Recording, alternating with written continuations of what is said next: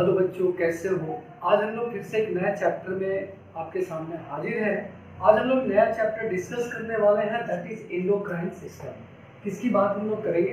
Endocrine system की बात। तो हम लोग को जहाँ पे पता है कि हमारे बॉडी के ऊपर अलग अलग तरह का कंट्रोल होता है, कोऑर्डिनेशन होता है, जिसमें आपका न्यूरॉन और हार्मोन्स दोनों इन्वॉल्व होता है।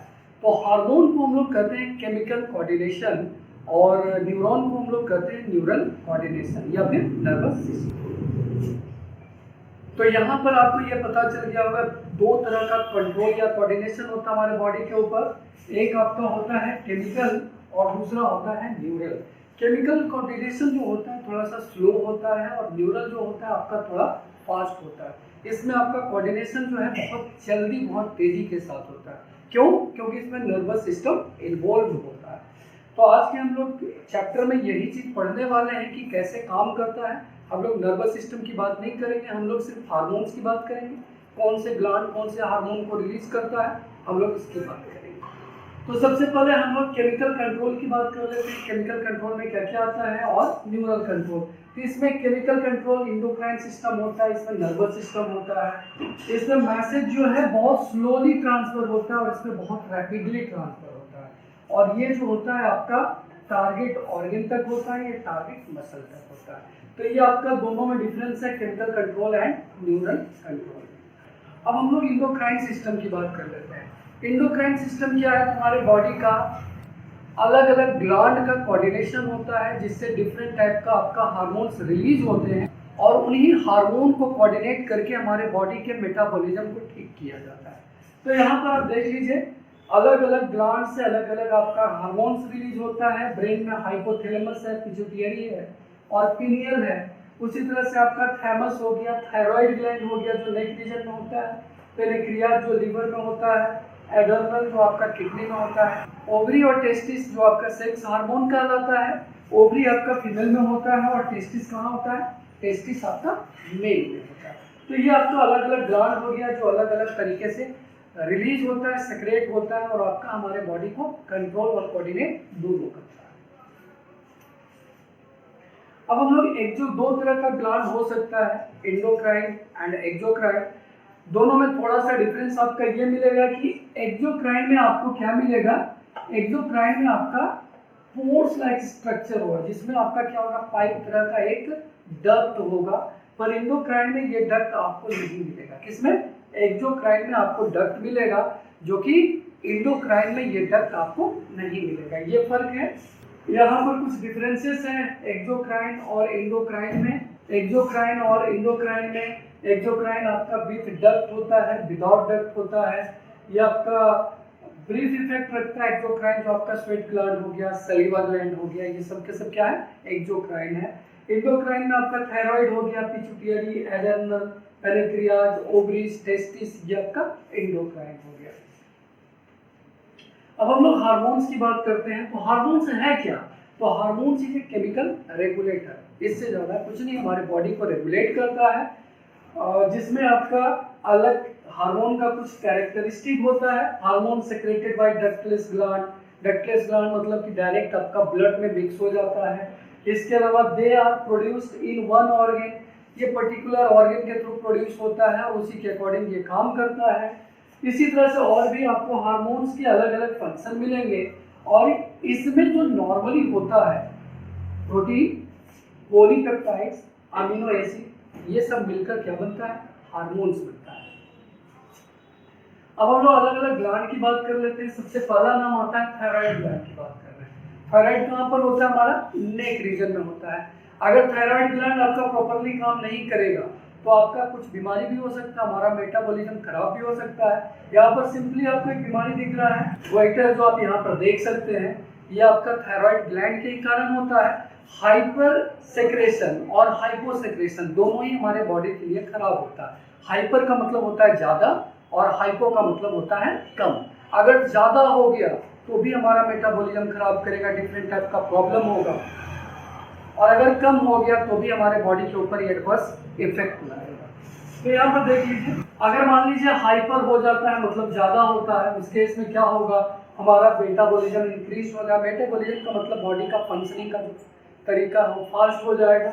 इसके अलावा हार्ट बीट बढ़ जाएगा, हमारा पल्स रेट बढ़ जाएगा, रेस्टलेसनेस नजर आएगा, मतलब थका थका सा हम लोग को नजर आएगा, नर्वसनेस नजर आएगा, और बल्जिंग आई, बल्जिंग मतलब खुला हुआ आँख हम लोग का नजर आने लगेगा। हाइपो मतलब कम हो गया, अगर कम सेक्रेट होता है तो उस केस में आपका सबसे जो नॉर्मल, सबसे जो बेसिक बीमारी होता है वो आपका गोइटर होता है, जिसका कि कोई इलाज नहीं है। तो ये आपका हो गया किसके कारण, हाइपोसेक्रेशन का।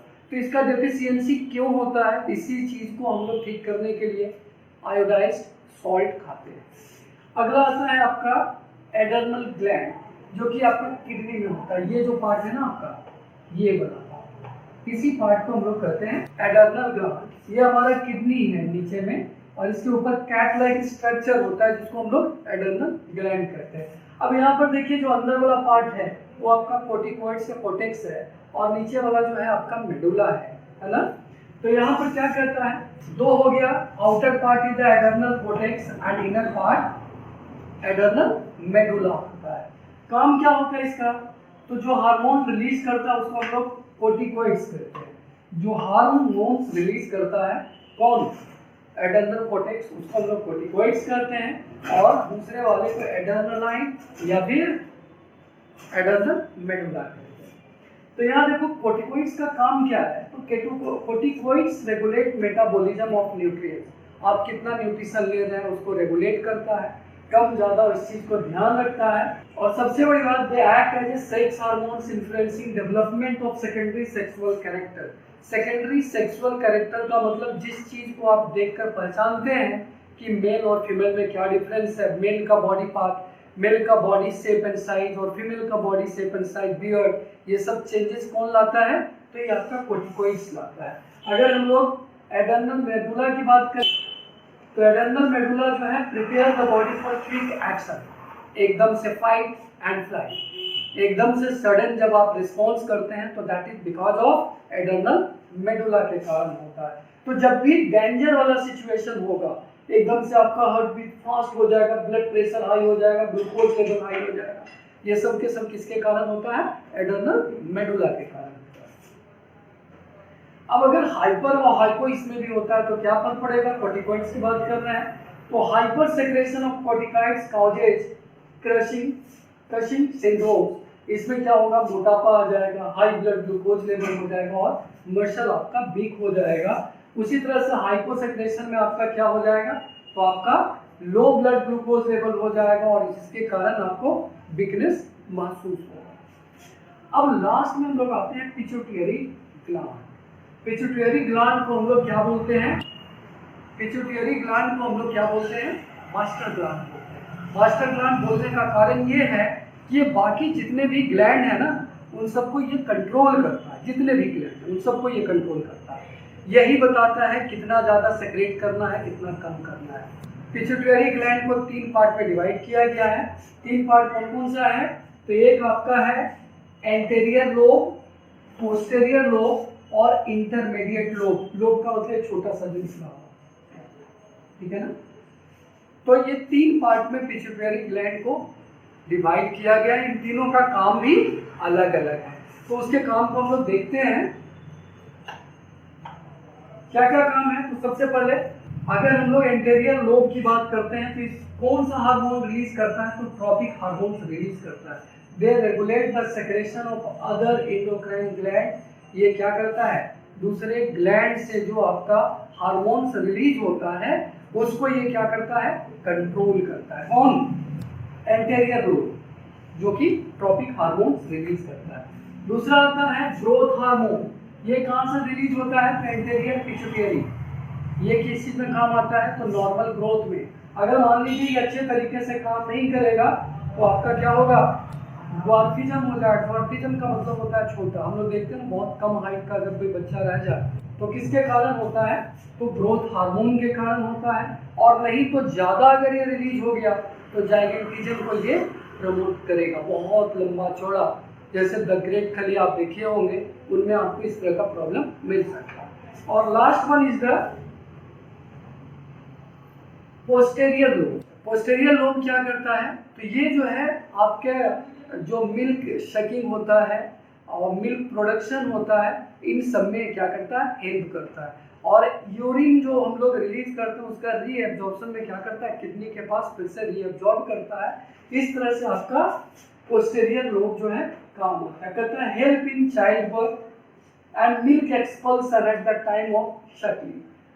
Vasopressin is antidiuretic hormones. It controls reabsorption of water from the urine. तो ये सब आपका किसका काम हो गया, पोस्टीरियर लोब का काम हो गया।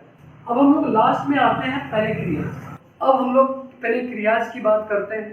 पेनिक्रियाज को हम लोग कहते हैं हेट्रोक्राइन ग्लैंड। हेट्रो क्यों कहते हैं, क्योंकि पेनिक्रियाज जो है आपका एक्सो और इंडो दोनों में आता है। कारण ये है कि जब वो एक्सो होता है तो पेनिक्रियाटिक जूस को रिलीज करता है जो कि डक्ट के थ्रू होता है, और जब आपका इंडो होता है तो ये इंसुलिन को रिलीज करता है जो कि आपका इंडोक्राइन सिस्टम की तरह काम करता है। तो ये देखिए यहाँ पर आपका, यहाँ से आपका पेनिक्रियाटिक जूस रिलीज होता है, कहाँ पर जाता है, तो स्मॉल इंटेस्टाइन में जाता है। ये आपका पेनिक्रियाटिक जूस रिलीज कर रहा है। और यहाँ पर आपका क्या करता है, यहाँ पर आपको डक्ट नजर आ रहा होगा, और यहाँ पर क्या है, डायरेक्ट ब्लड में सेक्रेट होता है कौन सा, इंसुलिन, जो हमारे बॉडी के शुगर लेवल को कंट्रोल करता है। फंक्शन क्या है इसका, it's exocrine part produces pancreatic juice which is carried by pancreatic duct into the duodenum. It contains digestive enzymes which help in digestion. अब इंसुलिन की बात करें तो ये हमारे बॉडी के अंदर कार्बोहाइड्रेट्स मेटाबॉलिज्म करता है, एक्स्ट्रा ग्लूकोज को क्या करता है, स्टोर करता है, और इस तरह से हम लोगों को डायबिटीज से क्या करता है, बचाता है। कौन करता है, इंसुलिन करता है। अब यहाँ पर एक और चीज आएगा, अगर मान लीजिए इंसुलिन का हाइपोसेक्रेशन हो गया, मतलब अगर इंसुलिन कम हो गया तो फिर ग्लूकोज को हम लोग कंट्रोल नहीं कर सकते, जिसके कारण क्या हो जाएगा, डायबिटीज। अगर जरूरत से ज्यादा इंसुलिन अगर रिलीज हो गया तो इस केस में क्या हो जाएगा, आपका ब्लड शुगर लेवल जो है वो बहुत कम जाएगा और हम लोगों को वीकनेस महसूस होगा। अब यहाँ पर कुछ दिया हुआ है अलग अलग, thyroid gland, adrenal gland, pituitary gland और पेनिक्रियाज, इन सब का लोकेशन है नेक रीजन में होता है। ये आपका टॉप ऑफ द किडनी में होता है। पिट्यूटरी आपका कहाँ होता है, हमारा हेड में होता है, ब्रेन में होता है। ये अलग अलग सेक्रेशन है, कौन सा काम करता है, और यहाँ पर फंक्शन दिया हुआ है, आप इसको देख सकते हैं कैसे काम करता है। उम्मीद करते हैं कि आपको समझ में आया होगा। अगर फिर भी किसी तरह का डाउट रहता है आप कमेंट में कमेंट कीजिएगा, मैं उसका जवाब दूंगा। Thank you.